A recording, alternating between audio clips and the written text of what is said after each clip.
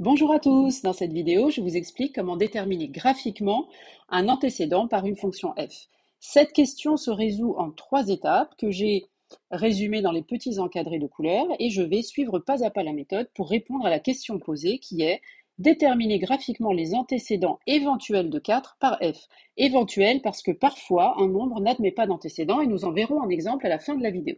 Première étape, je vais tracer la droite d'équation y égale 4. Je vous rappelle qu'une droite d'équation y égale quelque chose est une droite horizontale. Donc je vais la positionner, je vais positionner ma règle en ordonnée en fait sur 4, comme ça.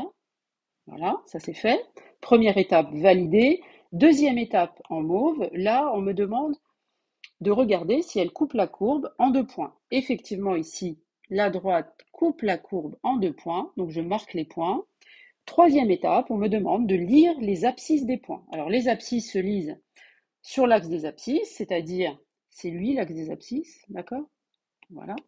Donc il faut lire ici les abscisses des points qui étaient en mauve tout à l'heure. Donc là, je descends sur l'axe des abscisses, je lis -3, et ici, je descends et je lis 2. Enfin, j'ai fini, je vais conclure sur le fait que 4 admet 2 antécédents par la fonction f, c'est x égale -3, c'est les 2 nombres que j'ai trouvés, et le deuxième, c'est x égale 2. Voilà, j'ai fini.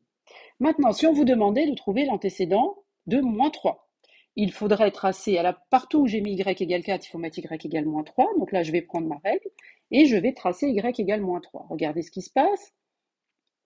Je me mets ici, donc à l'horizontale, sur y égale -3. Et là, vous voyez que la droite y égale -3, donc c'est celle-là, ne coupe pas la courbe. Donc en fait, on est bloqué à la deuxième étape. On ne peut pas trouver 2 points comme tout à l'heure, ni 1, ni 2, ni rien du tout, d'ailleurs, il n'y en a pas.